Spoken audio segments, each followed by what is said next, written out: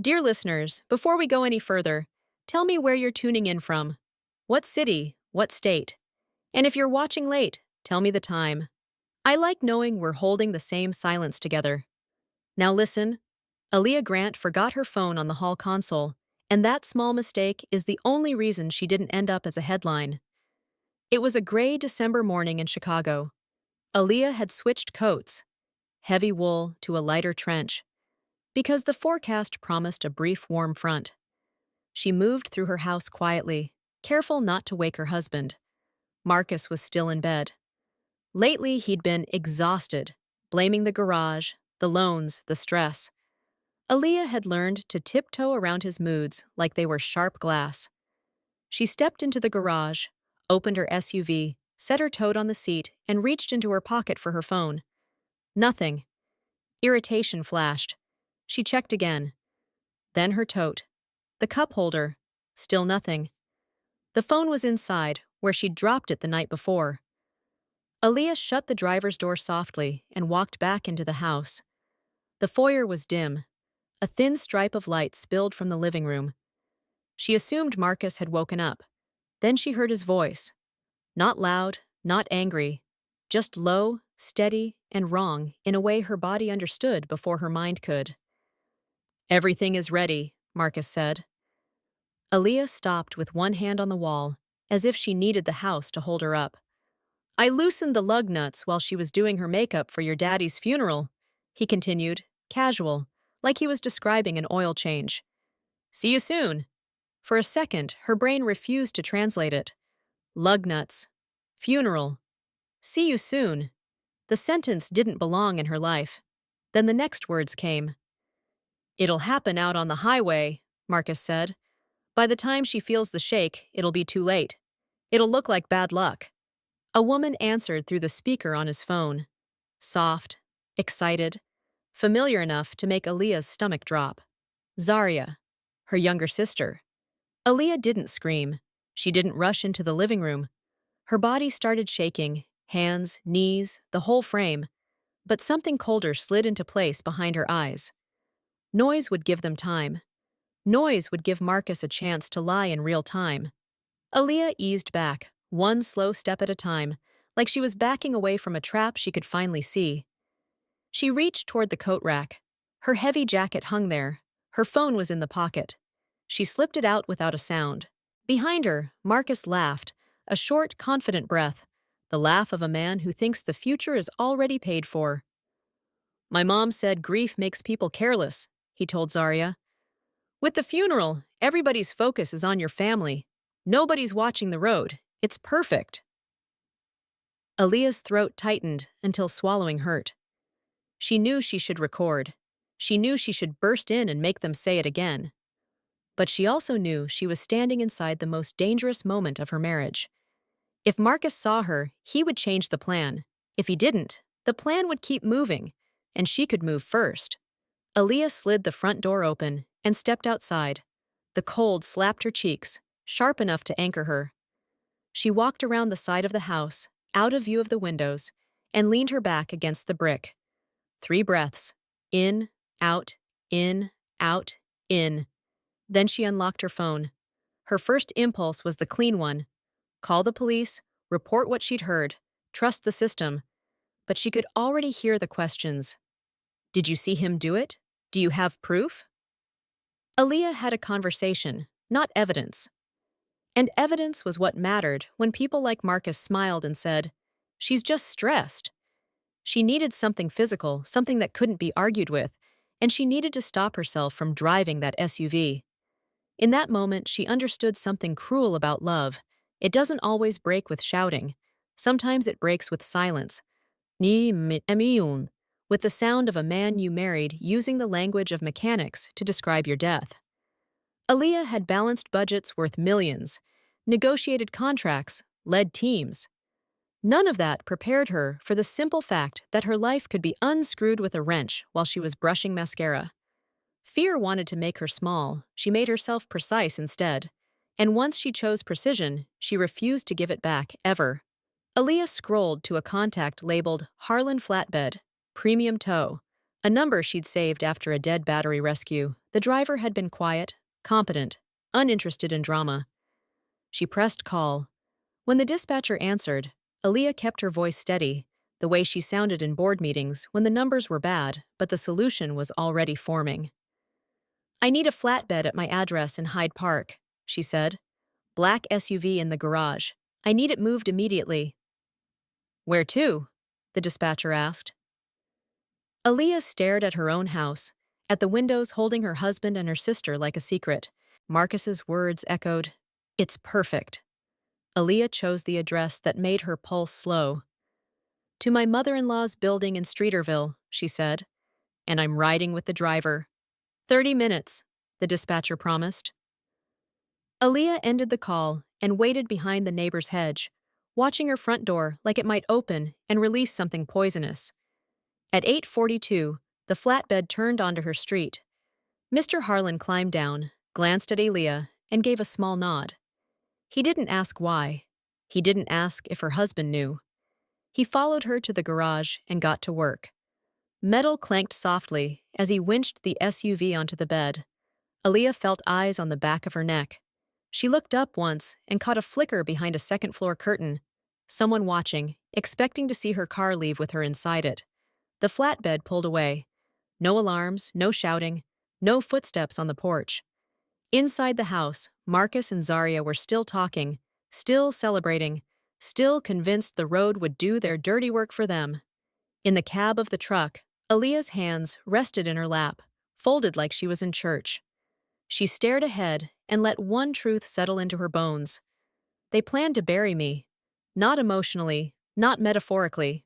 Literally. Downtown rose around them in cold glass. Streeterville's towers leaned into the low sky.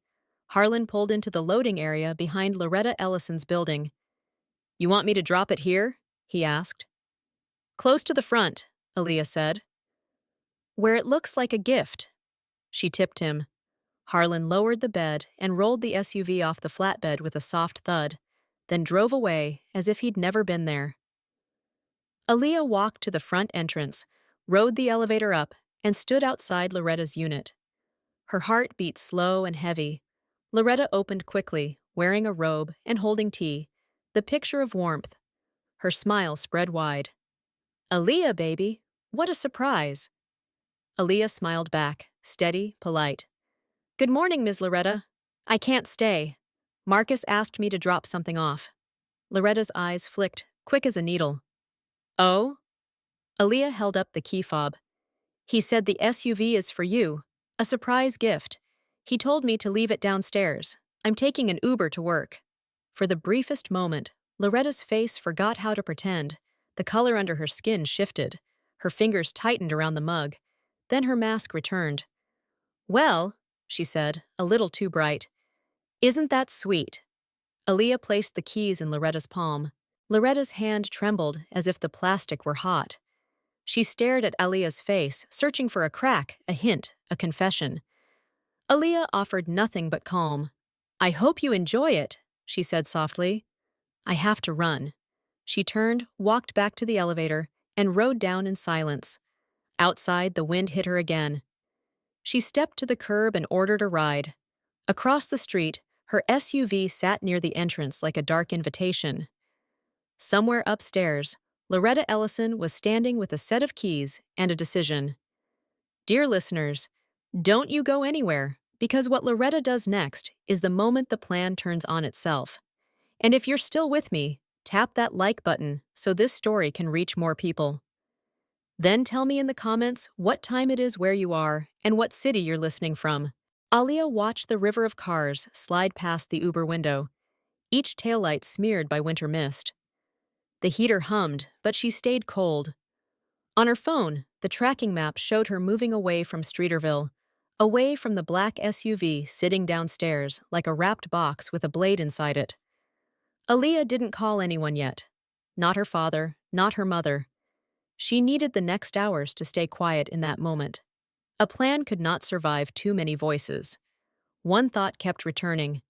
They chose the day of my sister's father's funeral. They wanted grief to cover their fingerprints. As the car merged onto Lakeshore Drive, Aaliyah let herself look back, not at the skyline, but at the path that led here. Because nothing this precise is born overnight. A scheme like that grows in the soil of old resentments, small humiliations, and money left too visible on the table. Aaliyah Grant was 30 years old and trained to read patterns. Her father, Derek Grant, built a contracting firm that specialized in municipal infrastructure, the kind of work the city never stopped needing. Derek liked order. In their house, effort was everything. Derek would point to project photos and say, "That's what focus looks like." Aaliyah absorbed it. She studied finance, learned how to separate emotion from numbers without losing her humanity, and earned the CFO title with a calm that made older men stop underestimating her. She wasn't loud about it. She didn't need to be. Competence has its own volume. The company insured its executives. Paperwork arrived in neat envelopes. Sign here. Initial here. Aaliyah signed without drama. $500,000 in corporate life insurance coverage, a line item that sat quietly in a binder until someone decided to make it speak. Her younger sister, Zaria, never grew comfortable in that world. Zaria was 4 years behind Aaliyah in age, but the gap between them felt wider, carved by attention. In photos, Aaliyah stood steady while Zaria looked away. Zaria and Aaliyah shared the same mother, Monique, but they did not share the same father. Derek had stepped into Zaria's life when she was small enough to still call him daddy, and he raised her in his house, under his rules, with his name on her school forms. Zaria's biological father drifted in and out, charming when it suited him, absent when it didn't. That early instability left a bruise that never fully healed. When adults praised Derek for saving Zaria, she heard something else, that she was the one who needed saving in the first place. Derek loved both daughters, but he showed affection through pride. Aaliyah gave him safety. Zaria gave him questions, and Derek had never liked questions he couldn't solve. Zaria's first rebellion was small. She missed deadlines. She stopped trying in classes where she wasn't the best. She rolled her eyes when relatives called Aaliyah the shining one. By high school, Zaria had learned a dangerous lesson.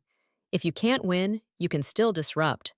College became a series of starts and stops, always ending with the same explanation.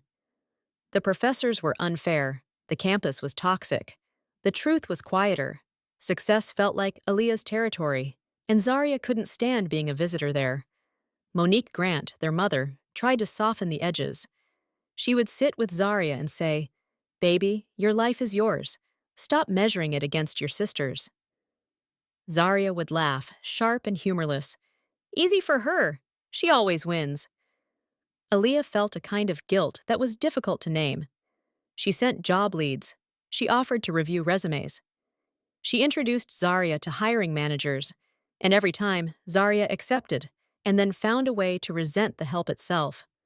One night, after a tense family dinner, Zaria snapped in the kitchen while Aaliyah rinsed plates.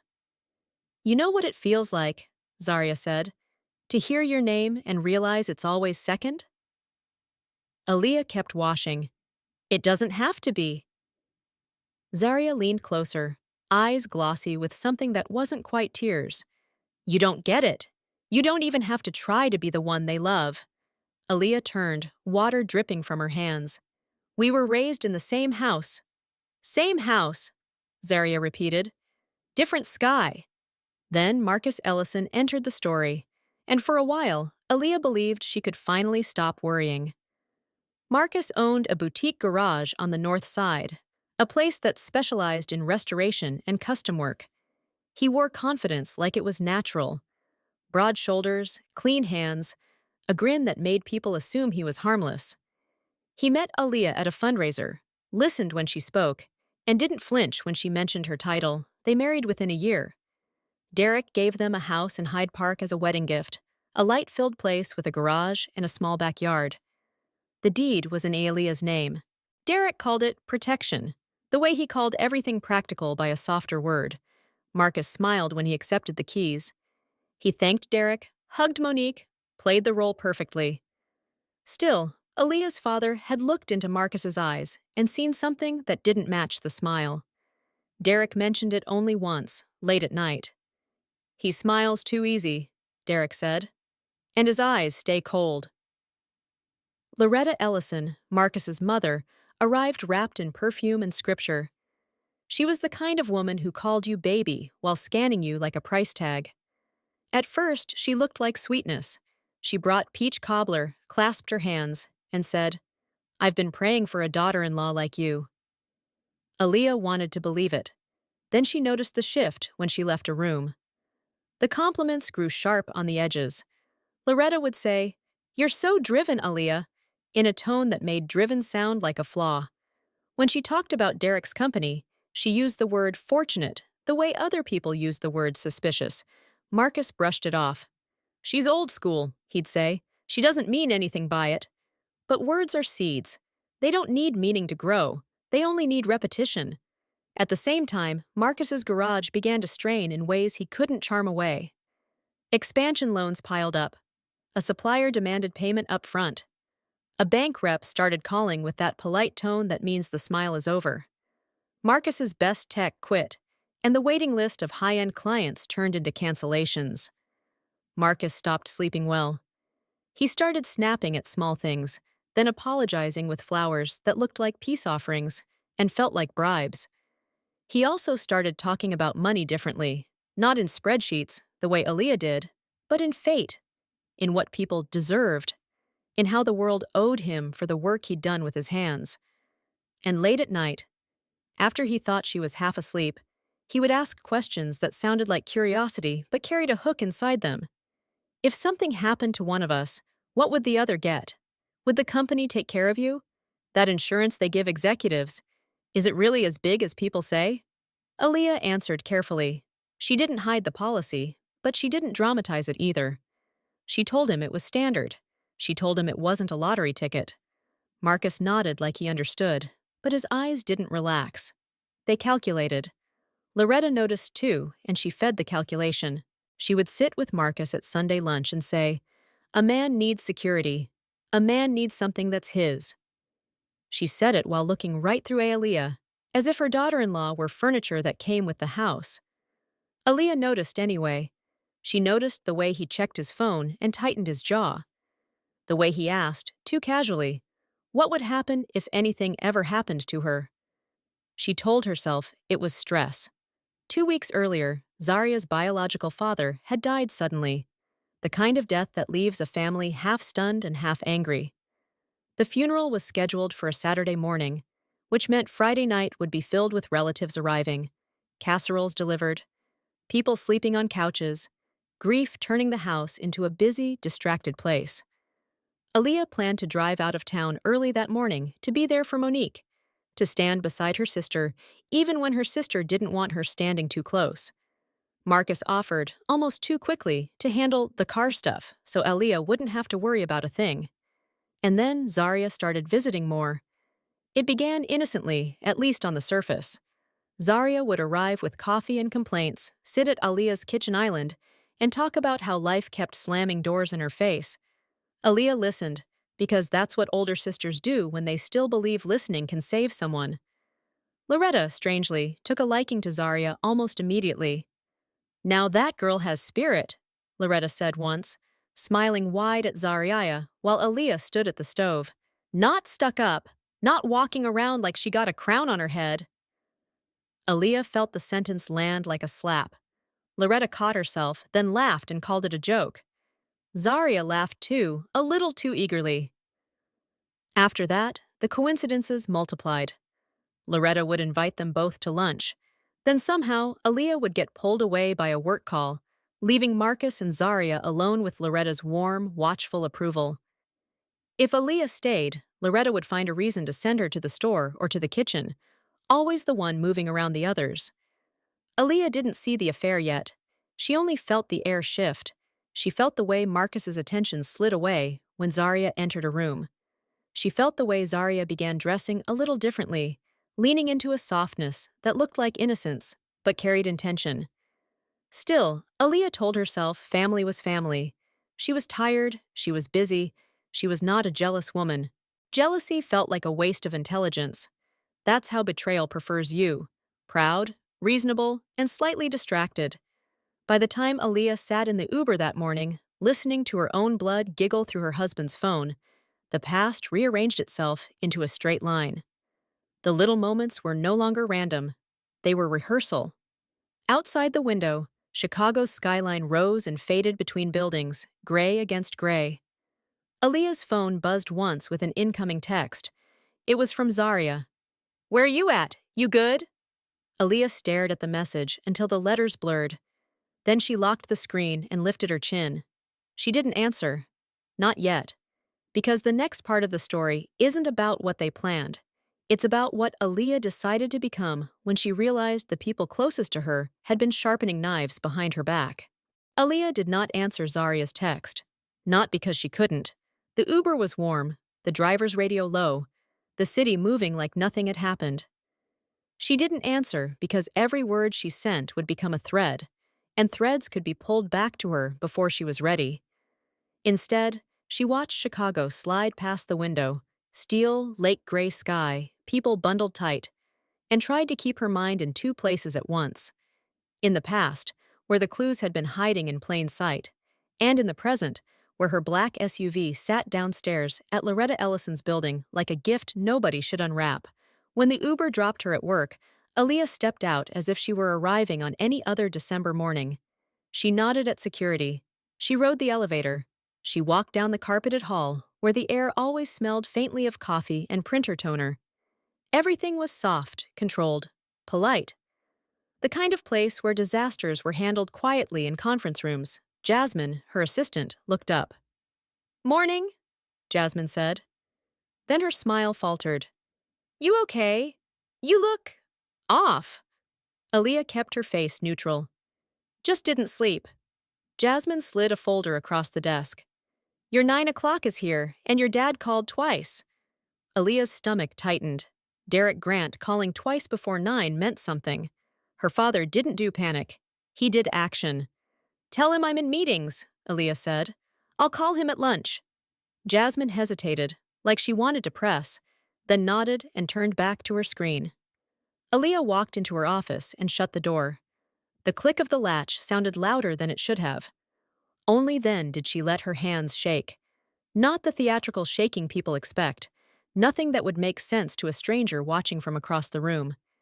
It was a tight tremor in her fingers and knees, like her body was trying to vibrate the truth out through her skin without letting her voice give it away. Aaliyah sat at her desk and pressed her palms flat on the wood. Breathe, in, out, in, out. She opened a blank note on her phone and typed a list, because lists were the only thing that had ever pulled her mind back from the edge. 1. Safety. 2. Evidence. 3. Sequence. 4. Witnesses. Aaliyah had been trained to anticipate risk. In finance, risk never announces itself with a siren. It arrives as a pattern, a few numbers that don't make sense, a vendor who suddenly gets impatient, an executive who asks the same harmless question 3 different ways. The first time Marcus asked about her life insurance, it was in bed, lights off. He had reached for her hand and said it like he was being intimate. "If something ever happened to you," he whispered, "would I be okay?" Aaliyah had squeezed his fingers and told him, gently, that he would be fine because she was fine. She was 30, healthy, not going anywhere. It felt like love at the time, like a husband trying to picture the unthinkable. The second time, it wasn't love. It was math. He was standing in the kitchen with his laptop open, bills spread out like a losing hand. The garage numbers were ugly, late fees, supplier notices, a loan reminder that had the same tone as a threat. Marcus didn't show her the details. He never did. He just let the paper edges peek out enough to make her feel the weight. "Your company insurance," he said, not looking up. "How much is it again?" Aaliyah paused with a mug in her hand. 500,000, she said. "Why?" Marcus shrugged. "Just wondering what they give executives. Seems like a lot for paperwork." Aaliyah watched his face. He smiled, but the smile didn't match his eyes. His eyes were somewhere else, measuring, imagining. The third time was the one that should have made her run. It was a Sunday afternoon, 2 weeks before Zaria's father died, and Marcus had been unusually affectionate.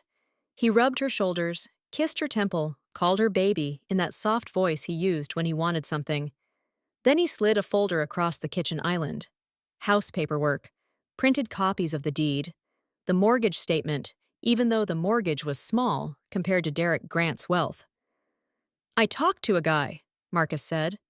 "He said it's smarter for marriage if both names are on everything. It protects us." Aaliyah set the folder back down. "The house is in my name," she said evenly. "My father did that on purpose." Marcus's smile tightened. "You don't trust me?" Aaliyah held his gaze. "Trust isn't the same as paperwork." Marcus's jaw flickered. "So I'm just living in your house." The words were sharp, old resentment dressed up as a question. Aaliyah kept her voice calm. "We live here," she said, "together. But the deed stays as it is." Marcus had laughed, too loud, too sudden. "Okay, CFO," he'd said, like her title was an insult. Then he'd walked out to the garage and slammed the door hard enough to rattle the kitchen window. That night, he apologized with roses. The next day, he acted normal, but something in him had shifted. Aaliyah could feel it in the silence between their sentences. And then, as if the universe wanted to test her denial, Zaria started showing up more often. At first, Aaliyah blamed grief. Her sister's father had always been a complicated subject in their family, a man who drifted in and out like weather. Zaria would arrive with swollen eyes and a stiff smile, talking fast about nothing. Aaliyah would listen, offering money, offering connections, offering a spare bedroom if she needed it. Zaria accepted everything, then looked at Aaliyah like she hated her for being able to give it. Now, sitting in her office, the little moments didn't look like paranoia anymore. They looked like rehearsal. She stopped on the last word. Witnesses. If she had barged into the living room, Marcus and Zaria could deny everything. If she had screamed, he could say she was hysterical. If she had called the police with only an overheard conversation, she could be the wife overreacting to stress. Marcus would do what men like Marcus always did: smile, soften, redirect. He would make her sound unstable while he moved quietly to erase the crime he had planned. So she had moved first. But moving first did not mean moving clean. Aaliyah leaned back in her chair and closed her eyes. In the dark behind her eyelids, she heard his voice again. Calm, confident, proud. "I loosened the lug nuts while she was doing her makeup for your daddy's funeral." He'd said it like he was fixing something. Aaliyah opened her eyes and stared at the skyline outside her window. Glass buildings, gray water. A city full of strangers, each of them assuming the road was neutral, assuming the people they loved were not practicing how to kill them. On the other side of the city, Marcus Ellison was standing in Aaliyah's kitchen, wearing sweatpants and a grin. He hadn't gone to the garage. He hadn't even showered. His phone sat on the counter, buzzing now and then. But he ignored it. He was pouring champagne into two mismatched glasses like it was New Year's Eve. Zaria sat on a stool at the island, her legs crossed, her mouth tight. She tried to look relaxed, but her knee bounced in a small, fast rhythm. "You sure you did it right?" she asked. Marcus snorted. "I'm a mechanic." "That's not what I asked," Zaria said. Marcus leaned on the counter, close enough for his confidence to feel like heat. "Listen, cutting brakes is messy. People talk about it, they watch for it. Lug nut sabotage is cleaner. The wheel doesn't come off right away. It happens after she's up to speed. By the time she feels the shake, she's already praying." Zaria swallowed. The word praying landed on her like a chill. "And it'll be today?" she whispered. Marcus glanced at the time. "She's supposed to be headed to your daddy's funeral. She'll take the highway. She'll be distracted, thinking about family. That's the whole point. Grief is cover." Zaria stared at the champagne bubbles rising. And then, the insurance. Marcus's eyes sharpened, bright with hunger. $500,000 from her executive policy, plus the house. And once Derek finally retires and hands Aaliyah the company keys, you think she was going to share that with me? Please. Zaria's voice cracked slightly. And your mom? Marcus smiled. My mom gets her cut. And she gets you. The daughter-in-law she actually likes. Zaria forced a laugh, small and brittle. She really hates Aaliyah. She hates what Aaliyah represents, Marcus said. That family money, that I'm untouchable vibe. She thinks Aaliyah keeps me small. Zaria looked down at her nails. Aaliyah never… Marcus cut her off. Stop defending her. You're here with me. That's your choice. Choice? He said it like Zaria had made it freely, like jealousy and desperation hadn't pushed her down the same hallway over and over until the only door left was betrayal. Marcus talked like the idea had always been his, but it hadn't started in his head. It started in Loretta's condo, at a kitchen table that always smelled like lemon cleaner and sweet tea. A month earlier, Marcus had gone to his mother's place after a long day at the garage. He'd looked worn down, shoulders hunched, the confidence that used to sit on him like a tailored jacket now hanging loose. Loretta had watched him the way she watched a pot on the stove, waiting for the exact second it might boil over. What's it down to? She asked, not unkindly. Marcus stared at his hands. I'm behind, he admitted. 2 suppliers are threatening to pull credit. The bank's talking about equipment liens. I can't keep pretending it's fine. Loretta's face tightened. And your wife? She asked. Marcus gave a short, bitter laugh. Aaliyah says she can't mix personal and business. Like we're roommates. Like I'm some guy renting a room in her daddy's world. Loretta leaned back, letting his words settle. Then she said what she'd been waiting to say. You married into money, she said softly, but you still living like you're asking permission. Marcus looked up, irritation flashing. What you want me to do? Beg her? Loretta's eyes stayed steady. No. I want you to stop letting her family decide your worth. Marcus's jaw flexed. Derek don't like me. That man doesn't like anybody he can't control, Loretta said. And Aaliyah? She's just like him. She smiles, she signs papers, she acts sweet, but she's always keeping you outside the fence. Marcus stared at the table. Loretta could almost see the resentment forming a shape, the way sugar crystallizes when you stop stirring. Loretta lowered her voice. How much they insure her for? Marcus blinked. What? You heard me, Loretta said. Those companies, they insure their executives. Big numbers. Marcus hesitated, then answered. 500,000. Loretta let out a slow breath. Lord. Marcus frowned. Why you asking that? Loretta picked up her mug, took one slow sip, then set it down carefully. Because life happens, she said. Accidents happen every day. People get tired. People get distracted. People don't always make it home. Marcus stared at her. For a moment, he looked genuinely offended. Ma, what the hell? Loretta held up a hand. I'm not saying anything crazy, she said, calm as prayer. I'm saying you drowning, and your wife's family will watch you drown. And when Aaliyah gets tired of you, she'll divorce you and keep everything, because everything is in her name. Marcus's throat worked. He had said the same fear out loud before, but hearing his mother speak, it made it sound like a verdict. Loretta continued, voice gentle. You a good man, you work, you provide, you deserve security. And that girl, she didn't say Aaliyah's name, as if naming her would give her power. She doesn't appreciate what she has.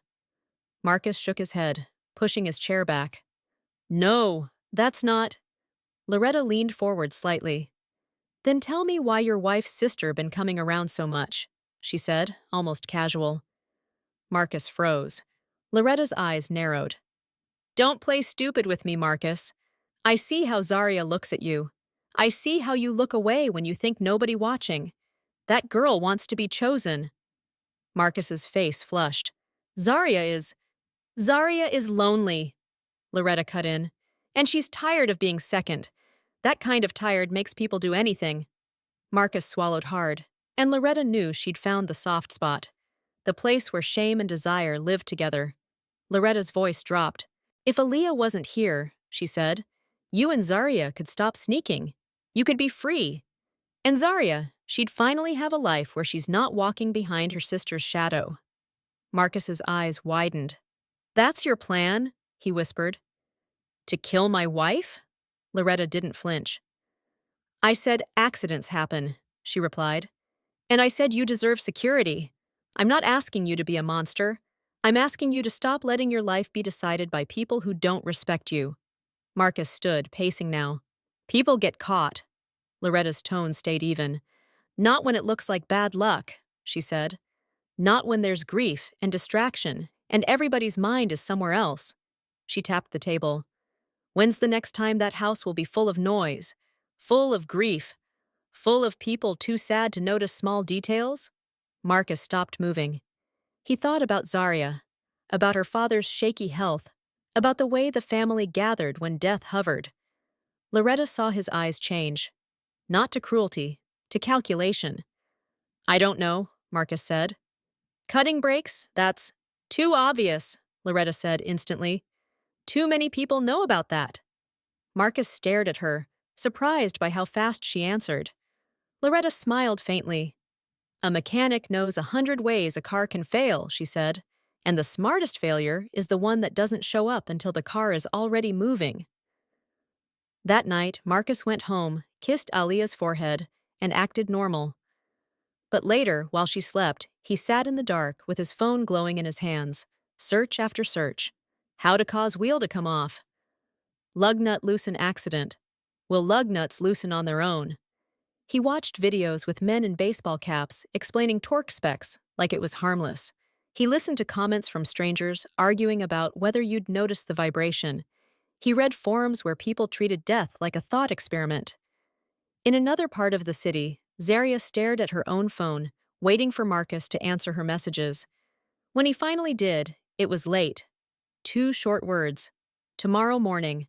Zarya's heart raced. She texted back 3 paragraphs of fear and excitement. Marcus responded with 1 sentence. Funeral day, quiet house, no questions. Zarya should have stopped then. She should have heard the ugliness in that sentence and walked away. But envy is a hunger that doesn't care what it eats. On the eve of the funeral, Marcus called his mother. Loretta answered on the first ring. You sure? Marcus asked, voice low. Loretta's reply was calm. I'm sure you're tired, she said. I'm sure you deserve better, and I'm sure you can do what needs doing. What if she survives? Marcus whispered. Loretta's voice sharpened. She won't, she said, because you won't be sloppy. You do it clean, you do it early, and you keep your mouth shut. Marcus hesitated. Zarya wants to talk after. Loretta gave a short laugh. That girl is drunk on the idea of finally being first, she said. Let her be drunk. Just make sure she don't run her mouth. Marcus went to bed and lay beside Aaliyah in the dark. She breathed evenly, trusting. Marcus stared at the ceiling and told himself a story that made him feel like less of a villain. He told himself Aaliyah didn't love him. He told himself Derek looked down on him. He told himself the world owed him a win. At 5:58 a.m., Marcus slipped out of bed. He moved quietly through the house, the way he always did when he didn't want to be caught. Practice made smooth. In the garage, the SUV sat waiting, black paint reflecting the overhead light like still water. Marcus popped the hood, not because he needed to, but because habits calm the mind. Then he moved to the wheel well and crouched. He had a lug wrench in his hand, the same tool he used every day. Nothing about it felt dramatic. He loosened each lug nut just enough. Not enough to fall off immediately. Enough to fail later. Enough to let speed do the rest. His hands didn't shake. He didn't cry. He didn't pray. When he finished, he wiped the wrench, set it back where it belonged, and stood for a moment, listening. The house was silent. Aaliyah was still asleep. His life, for 1 more hour, was still intact. Marcus walked back upstairs, slid into bed, and matched his breathing to hers. By the time Aaliyah woke, the car in the garage was no longer transportation. It was a schedule. Zarya's phone buzzed. She glanced at the screen and went still. Marcus noticed. What? Zarya held it out. It's Aaliyah. Marcus's breath hitched. What did she say? Zarya stared, then whispered, confused. Nothing. Just a thumbs up. Marcus exhaled and laughed like the world had returned to normal. See, she's fine. She's probably already on the road. Zarya didn't laugh with him. She stared at the tiny emoji like it was a sign written in a language she couldn't read. In Streeterville, Loretta Ellison stood by her living room window with Aaliyah's keys in her hand. Loretta had always believed life was a negotiation. You didn't wait for respect, you took it. You didn't pray for doors to open, you pushed until they moved. She had raised Marcus alone after his father died. 2 jobs, church on Sundays, tight budgets that left no room for softness. Loretta didn't raise a son to beg. She raised him to claim. So when Marcus started complaining about bills and loans, Loretta didn't tell him to downsize. She told him to stop letting a woman's family make him feel like a visitor in his own life. A man needs something that's his, Loretta would say, stirring sugar into her tea. A man needs security. The first time she suggested Aaliyah didn't truly respect him, Marcus laughed. The second time, he got quiet. The third time, he repeated it back to Loretta as if it were his own thought. That was Loretta's talent. She didn't force you. She fed you an idea until it tasted like your own. Now she stared at the keys and tried to understand the most troubling detail of the morning. Aaliyah had been alive. Aaliyah had smiled. Aaliyah had handed her the SUV like a present. Loretta replayed Aaliyah's face, searching for panic, for apology, for confusion. There had been none. Aaliyah had looked composed, measured, like a woman closing a file. Loretta's phone was in her hand before she remembered picking it up. She called Marcus. Ring. Ring. Voicemail. She called again. Same. Her throat tightened. She called Zarya's number because she had saved it under Z-Girl, as if closeness could be stored like that. No answer. Loretta paced her condo. The floor under her slippers felt too smooth, too quiet. She wanted to call an Uber, rush to Marcus's house, demand explanations. But sitting helplessly in a stranger's back seat made her skin crawl. Loretta didn't do helpless, she did motion. Loretta walked to the window again and stared down at the black SUV sitting near the entrance, like it belonged there.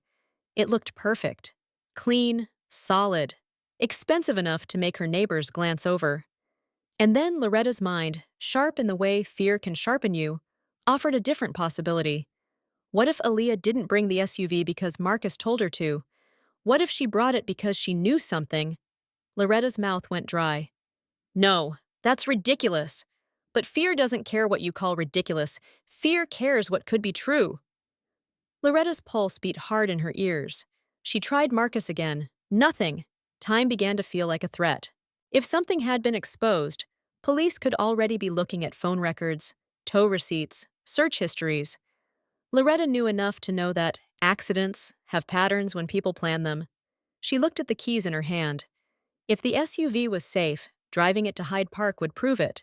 If it wasn't safe, Loretta didn't finish the thought. She grabbed her coat and purse and left the condo with quick, clipped steps, the way she walked when she was trying to outrun a thought. Downstairs, cold air hit her face. She marched to the SUV, unlocked it, and climbed inside. The interior smelled like Aaliyah, clean, expensive, faintly floral. That scent irritated Loretta more than it should have. It felt like ownership, like Aaliyah was still present, watching. Loretta started the engine. The dash lit up. No warning signs, no strange noises.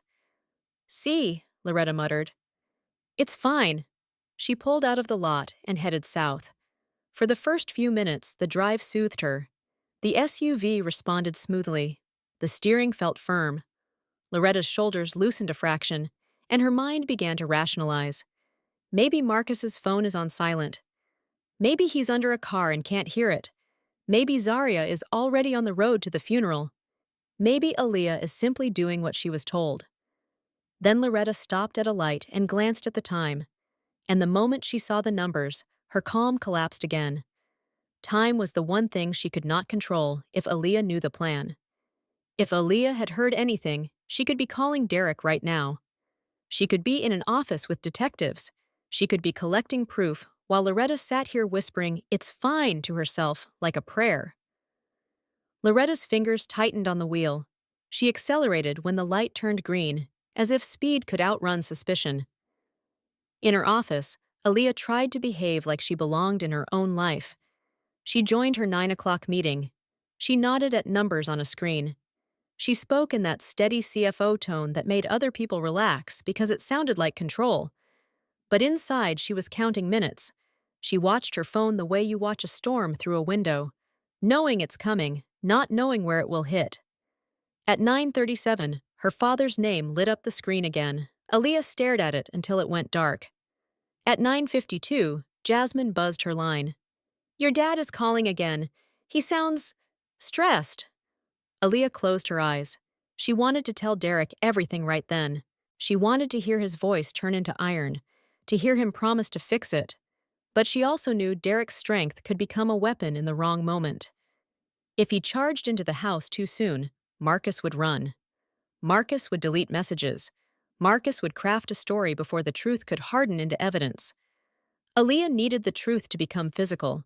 Aaliyah needed the trap to reveal its teeth. So she said, "Tell him I'll call him at lunch," and hated herself for it. The meeting ended. Aaliyah returned to her desk and stared at a spreadsheet she couldn't read. Numbers blurred into a watery haze. She thought about morality the way people do when morality becomes personal, not as a concept, as a weight. She had removed herself from danger. That was survival, that was clean. But she had placed the danger in Loretta's path. That was something else. Aaliyah's mind tried to soften it. Loretta could call an Uber. Loretta could call her son. Loretta could stay home. Loretta had choices. Still, a quiet voice asked, "If Loretta dies, will you feel responsible?"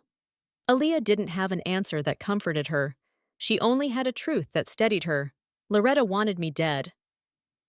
At 10:08, Aaliyah's phone buzzed with a new text, this time from Marcus. "Where you at? You good?" The casualness of it made her nauseous.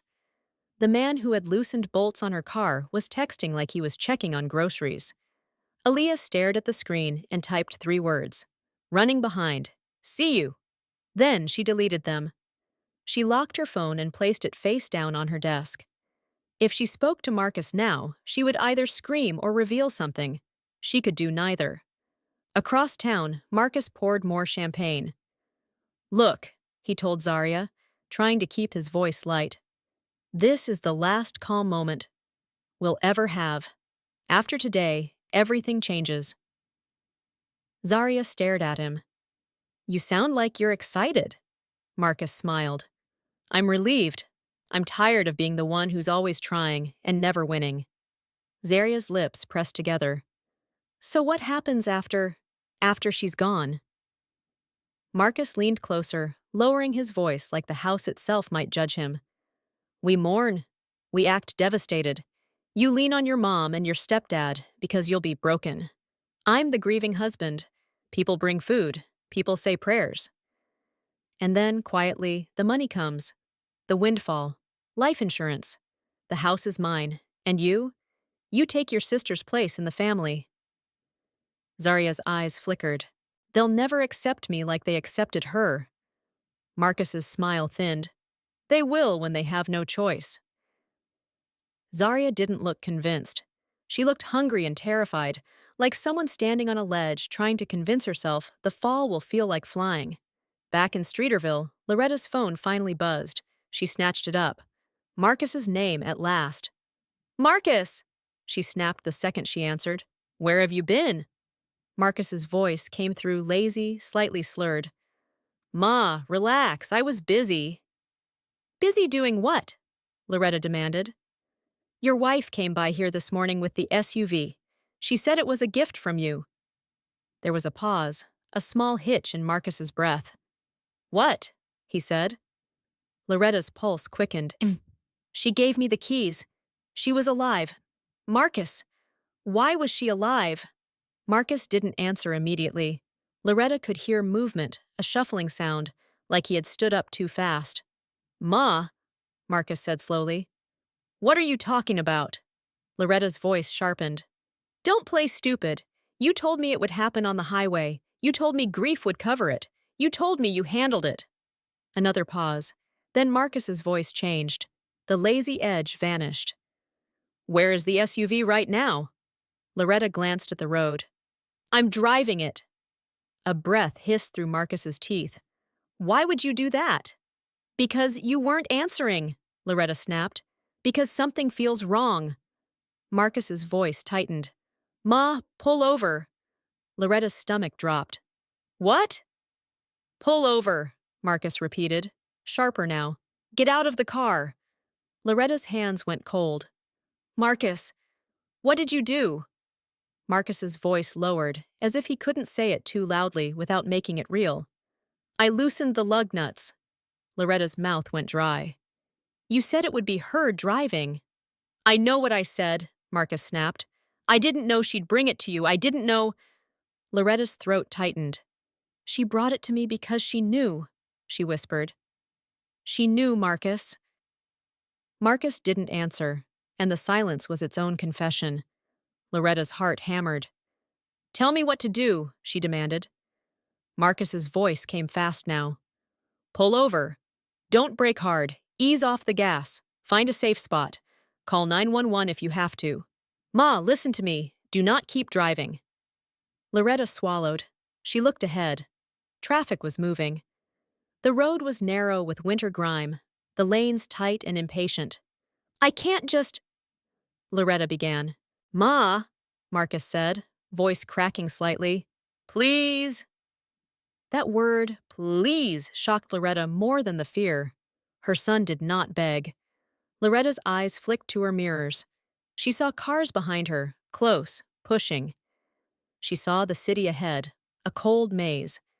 She saw no easy shoulder, no safe place, nothing that looked like rescue.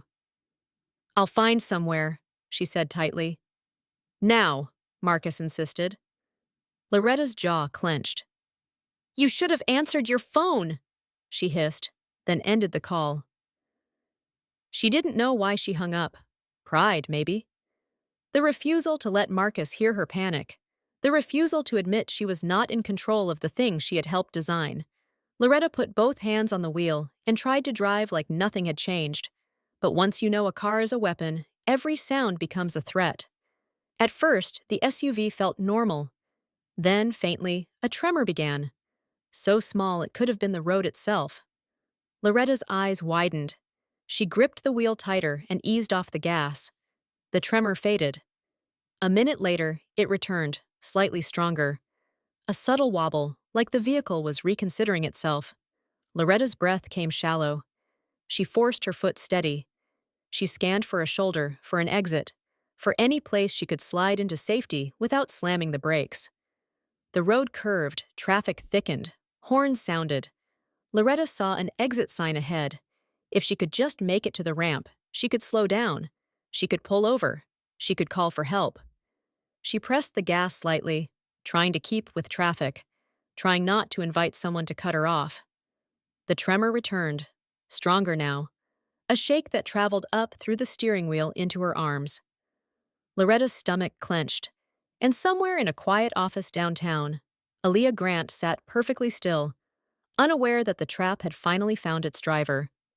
Loretta Ellison kept her eyes locked on the off-ramp sign like it was a promise. The black SUV shook beneath her, not like rough pavement, but like something inside it was loosening its grip on reality. She tried to drive the way Marcus had told her on the phone. Easy, gentle, no sudden brakes, but traffic didn't care about fear. Cars pressed close behind her, horns sharp as nails. She eased onto the ramp, and the vibration turned mean.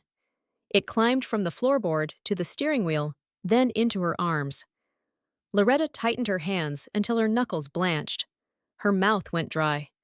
A thin, ugly clunk snapped through the chassis, and the wheel jerked left hard enough to pull her shoulder. No, she whispered. Another clunk. Worse. Loretta glanced at her mirror and saw the front wheel tilting, wobbling in a way a wheel should never wobble. For one humiliating second, she wanted to pretend it was her imagination, the way people pretend when the truth is too heavy to lift. but the SUV answered with a violent shudder that felt like laughter. Then the wheel tore free. Metal screamed against asphalt. The SUV dropped, skidding on its own weight. Loretta's body slammed against the seatbelt, her head snapping sideways. The ramp curved, and the vehicle couldn't follow it anymore. It spun instead, a slow, punishing rotation that turned the world into flashing barriers and blurred headlights. She hit the brakes out of instinct. The pedal offered nothing useful. Control was gone. The SUV clipped the concrete divider. Sparks flashed. A delivery van swerved, tires shrieked, and panic flooded the cabin. The SUV slammed again, folding the front corner. Glass shattered. The airbags exploded, filling her face with powder that burned her eyes. When the spinning finally stopped, the SUV rested crooked against the barrier, half in a lane, half out, like a warning nobody wanted. Loretta blinked into the white dust. Her ears rang. Her ribs hurt when she breathed. She tasted blood and metal. Outside, voices rose. Someone ran close. A hand yanked at the door. "Ma'am, can you hear me?" Loretta tried to answer, but her tongue felt thick and useless. Her vision tunneled. Through the broken window, she saw winter sky, pale and indifferent. And in the center of her mind, one thought repeated with chilling clarity. Aaliyah knew. Sirens came fast, then closer, then right on top of her. Paramedics leaned in, their faces calm in that practiced way, their hands moving with quick efficiency. A collar slid under her head. Fingers checked her pulse. A voice spoke into a radio. "Single occupant, major trauma. Transport now."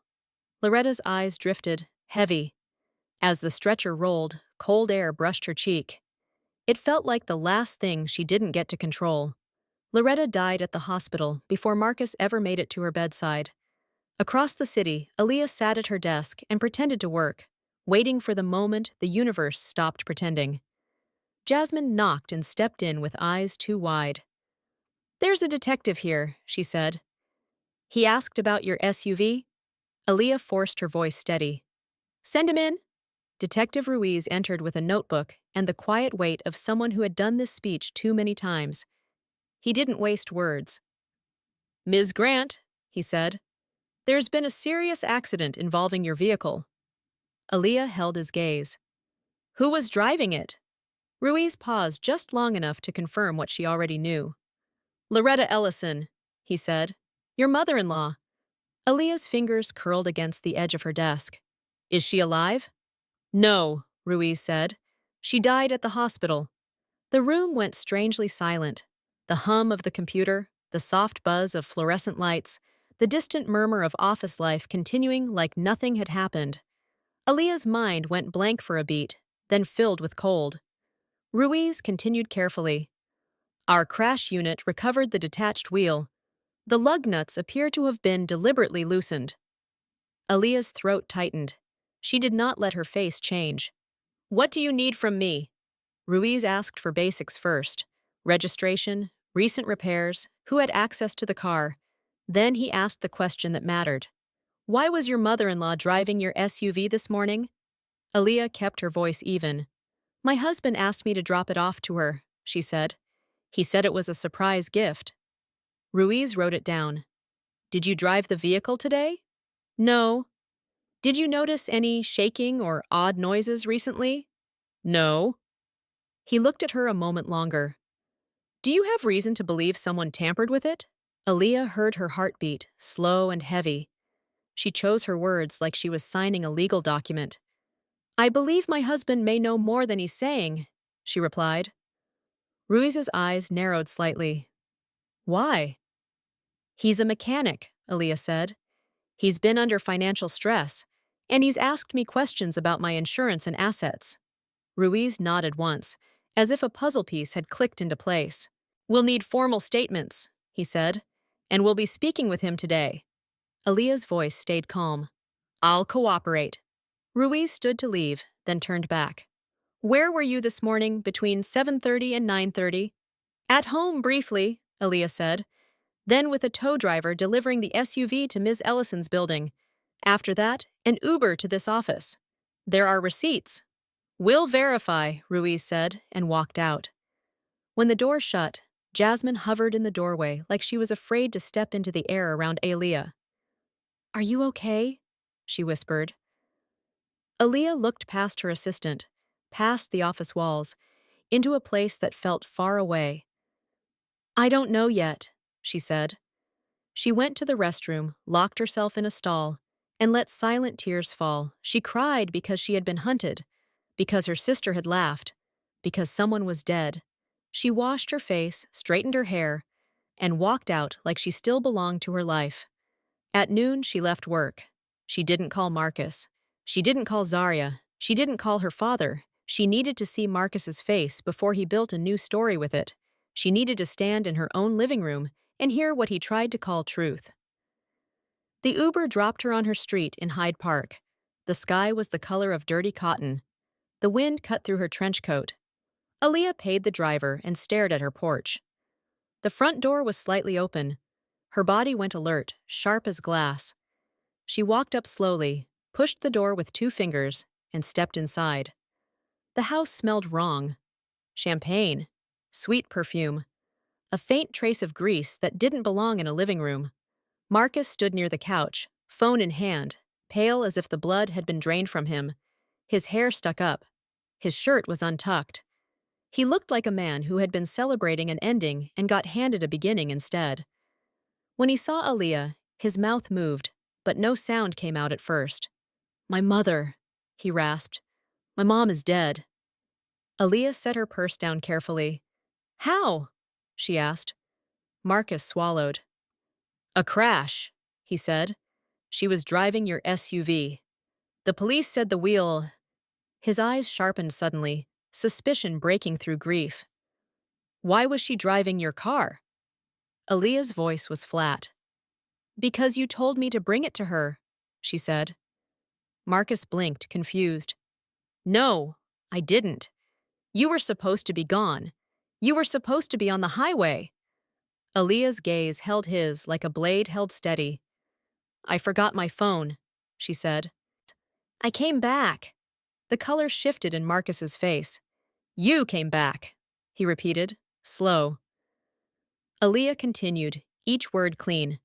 And I heard you. I heard you tell Zarya you loosened the lug nuts while I was doing my makeup for her daddy's funeral. I heard you say, see you soon.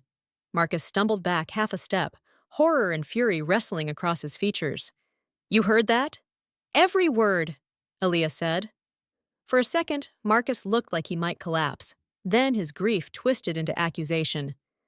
You did this, he breathed. You gave her the car. Aaliyah crossed her arms. You built the weapon, she replied. You just didn't like who held it. Marcus's breathing turned loud. His eyes went dark, not with sadness, but with the kind of fear that makes people dangerous. She was my mother, he hissed. And I was your wife, Aaliyah said, voice low. You were planning my funeral like it was a schedule. Marcus's jaw clenched. Shut up! Aaliyah didn't raise her voice. You thought grief would cover your fingerprints, she said. You thought nobody would look close. You thought my life was a payout. Marcus moved fast. He lunged, hands slamming into her throat, with the strength of a man used to bending metal. Aaliyah's breath vanished. Her vision narrowed. She clawed at his wrists, but his grip tightened, and the room tilted as if the walls were sliding away. You ruined everything, Marcus growled, squeezing harder. Black spots swam, Aaliyah's knees buckled. She felt herself sinking, the world fading at the edges. Then a sharp crash cracked through the room. Something heavy struck Marcus's head. His hands released instantly. His body collapsed to the floor with a dull thud. Aaliyah dropped too, landing on her hands and knees, gulping air like she had never breathed before.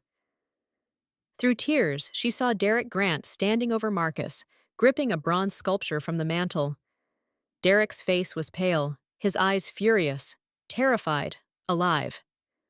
Baby, Derek said, voice breaking. Oh, God! Behind him, Monique stood in the doorway, with her phone shaking in her hand. Call 911, Derek snapped. Now! Monique dialed, sobbing quietly, her free hand pressed to her mouth. Derek dropped to his knees beside Aaliyah and cupped her face gently. "You're okay?" he whispered. "You're okay?" Aaliyah tried to speak, but her throat burned and her voice came out as a rasp. Outside, sirens arrived like judgment. Police rushed in, separating bodies, asking questions, reading the scene with trained eyes. An EMT examined Aaliyah's neck, already bruising. Another checked Marcus's pulse as he groaned on the floor, blood slipping from his temple. Detective Ruiz arrived again, expression grim. His gaze moved from Aaliyah's throat to Marcus's slack body to Derek's clenched hands. "Ma'am," Ruiz said, softer than his face. "Tell me what happened." Aaliyah swallowed pain and said, "He attacked me because his mother died in my car." Ruiz's eyes narrowed. "Why was his mother in your car?" Aaliyah looked at Marcus as officers lifted him onto a stretcher. Marcus's eyes opened briefly, and for the first time all day, she saw pure fear in them. Not for his mother, for himself. Aaliyah turned back to Ruiz. Her voice was hoarse but steady. "Because my husband loosened the lug nuts to kill me," she said, "and I heard him admit it." The room went quiet in a way that felt final. Ruiz exhaled slowly. "We're seizing phones," he said. "Computers. Anything connected." Derek's voice was iron. "Do it." Marcus tried to speak from the stretcher. He began. Ruiz cut him off. "Save it for your lawyer." An officer read Marcus his rights as paramedics wheeled him out. The words sounded surreal in Aaliyah's living room, like a script she never auditioned for. When the door closed behind them, the house felt hollowed out by truth. Aaliyah sat with a blanket around her shoulders, throat aching, hands still trembling. Derek stood close, eyes fixed on her like he needed proof she was real. Monique wept softly beside her. Outside, Chicago kept moving, swallowing the sirens and returning to winter routine. Inside, Aaliyah understood what came next. Evidence, phones, messages, questions. Zaria would be pulled into the light. Marcus would try to rewrite the story, and Aaliyah would have to keep her voice steady until the truth became something the law could hold. She pulled the blanket tighter and listened to the quiet that finally belonged to her. In that quiet, two truths lived side by side. One was relief, clean, shameful relief, that she was still breathing. The other was the weight of what she had set in motion. Loretta had wanted her dead, yes, but death was never tidy, and Chicago would not treat this as a private family matter. Ruiz would pull tow records, traffic cameras, and cell data. Technicians would read torque marks like fingerprints. Marcus's search history would speak when his mouth wouldn't. And sooner or later, Zaria would be asked to explain the laugh Aaliyah had heard on the phone. Aaliyah opened her eyes, stared at the front door, and promised herself one thing. She would not shrink, and she would not lie. If justice had a price, she would pay it. Aaliyah woke to white ceiling tiles and the soft, steady beep of a monitor. Her throat felt scraped raw, like she had swallowed sand. When she tried to speak, only a thin rasp came out. "Don't force it," Derek said quickly. He was sitting in the hard plastic chair beside her bed, coat still on, eyes red around the edges. Monique slept in the next chair, curled in on herself with her purse clutched to her chest, as if it could keep her daughter safe. Aaliyah blinked slowly, letting the antiseptic smell and the hum of the hospital settle into her. She lifted a hand. Derek took it like he'd been waiting for permission. "Marcus?" she whispered. Derek's jaw tightened. "In custody," he said. "Ruiz said they arrested him at the house. They took his phone, his laptop, everything." Aaliyah closed her eyes.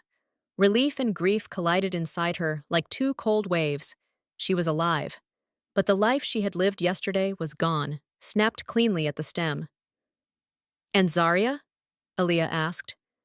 Monique stirred at the sound of her name and opened her eyes, already wet. Derek exhaled through his nose. "They picked her up last night," he said. "They brought her in for questioning. Then they showed her the call logs." Aaliyah stared at the ceiling. She could picture Zaria sitting in a room too bright, trying to look defiant, trying to make herself believe she was still in control of something. "What did she say?" Aaliyah asked. Monique's voice shook. "She said you were never supposed to know." That sentence sat on Aaliyah's chest like a stone. Never supposed to know. Like she was a problem to be managed, not a person to be loved. Detective Ruiz came by later with a folder and a careful expression. He explained things the way police do when they're choosing words that can survive court. The crash unit had photographed the wheel assembly. Dr. Patel from forensics had already found fresh tool marks and an uneven torque pattern, the kind you only get when someone loosens lug nuts by hand and walks away. The tow receipt existed, the Uber receipts existed, building cameras existed, and the phone records. The phone records were a trail of footsteps in wet cement. Marcus had called Zaria at 7:12 a.m. He had called his mother at 7:18. Zaria had called him again at 7:25, and a third time at 7:33. Each call lined up neatly with Aaliyah's memory of what she heard in the living room. "Those logs don't prove intent by themselves," Ruiz said, "but paired with the mechanical evidence and the content we recover from devices, it builds." Aaliyah swallowed carefully. "You'll find what you need," she rasped. Ruiz studied her a moment. "Why didn't you warn your mother-in-law?" he asked. Aaliyah held his gaze, throat burning. "Because she planned it," she said, "and because warning her would have warned him." Ruiz didn't argue. He just nodded once, like a man who had seen enough families eat themselves to understand there are no clean choices, only surviving ones. Aaliyah stayed in the hospital 2 nights. Bruised vocal cords, a cracked rib, deep finger marks blooming purple at her neck. The nurse gave her an ice pack and told her softly that she was lucky. Aaliyah didn't feel lucky. She felt peeled open. On the 3rd morning, Derek walked her to the car. Monique wrapped a scarf around her neck, not for warmth, but for privacy. Outside the hospital doors, winter wind cut through them all. Aaliyah tasted metal in her mouth and kept walking anyway. Back at Derek and Monique's house, the first thing Aaliyah did was open her laptop and change every password she could remember. Banking, utilities, work accounts. She froze Marcus out of her life, one login at a time. It wasn't revenge. It was hygiene. Aaliyah didn't give interviews. She answered police questions. She signed statements. She let the evidence speak. Over the next 4 months, the case hardened. Ruiz recovered Marcus's search history. Videos, forums, torque specs. A message draft he never sent. After Saturday, we're free. Zaria's phone held the real poison, texts that bounced between thrill and fear. He did it. You sure? Your mom said it's perfect. After the funeral, it'll be quiet. I'll finally be first. Aaliyah read those lines once, then closed the file. She didn't cry. Her tears had already been spent on the floor of her own living room. In March, the courthouse filled like a theater, cameras outside, reporters with bright coats and cold voices. Inside, Marcus sat at the defense table wearing a suit that looked borrowed, his hands clasped as if prayer could undo torque marks. Zaria sat beside him, smaller than Aaliyah remembered, her mouth set hard, her eyes darting around the room, hunting for Derek and Monique. She found them in the front row. Derek stared straight ahead. Monique's face was wet, but her gaze never moved to her younger daughter. Not once. Aaliyah sat between them, silent, scarf covering the faint bruises that still colored her skin. The prosecutor spoke plainly. Attempted murder, reckless homicide, conspiracy, intent. The words were clinical, but the story underneath them was not. Marcus's lawyer tried to paint him as desperate, pressured, confused, tried to say the lug nuts could have loosened naturally. Dr. Patel shut that down with calm certainty. People don't naturally loosen 4 wheels to the same degree. That's a signature, not a coincidence. When it was Aaliyah's turn to testify, she kept her voice low and steady. She told the court about the phone she forgot, the words she heard, the tremor in her hands, the cold decision to stay quiet. Marcus watched her like she was the reason his life was collapsing, not the one he tried to erase. Zaria watched her like a stranger. The verdict came on a Friday afternoon. Guilty. Marcus was sentenced to 14 years. The judge called it premeditated violence disguised as misfortune. Zaria received 11 years for conspiracy. When the bailiff led her away, she twisted around and hissed, "You'll pay for this!" Aaliyah didn't answer. Some debts don't deserve conversation. 2 weeks after sentencing, Derek and Monique met with their attorney. They revised the trust. They removed Zaria's name completely. The attorney asked twice if they were certain. Derek's voice stayed flat. "I had 2 daughters," he said. "Now I have 1. Monique cried into a handkerchief the entire time. She signed anyway. That spring, as Chicago began to thaw, Aaliyah sold the Hyde Park house. She resigned from the firm, not because she couldn't do the work, but because every hallway and every meeting room felt like it belonged to the woman who believed people were safe. She wasn't that woman anymore. On an April morning, Derek drove her to the station. Monique held Aaliyah's face between her hands and kissed her forehead like she was still a child. "You don't have to run," Monique whispered.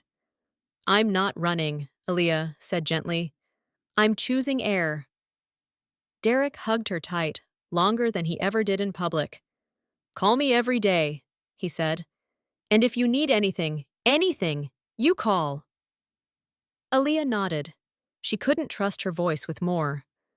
When the boarding call came, she stepped onto the train with one suitcase and a quiet, steady heart. Through the window, she watched her parents on the platform, holding each other like the wind might steal them too. As the city slid away, Aaliyah finally let herself feel the strange lightness that comes after surviving something you were never supposed to survive. She had lost a husband, a sister, and the illusion that blood means safety, but she had kept the one thing that mattered, her life. And for the first time in months, she could breathe without checking who stood behind her. Dear listeners, that's the lesson hiding in this story. Silence isn't weakness. Sometimes silence is strategy. Sometimes it's the only way you live long enough to tell the truth. And if someone who smiles in your face is also counting your assets, believe the numbers. They don't lie. If this story held you, if it made you think, tap the like button so it can reach someone who needs it. Subscribe to the channel so you don't miss the next life story. And tell me in the comments, what would you have done? Call the police right away, or move quietly and gather proof first? Now, on your screen, you'll see 2 more stories I know you'll love. Click one, and I'll see you there.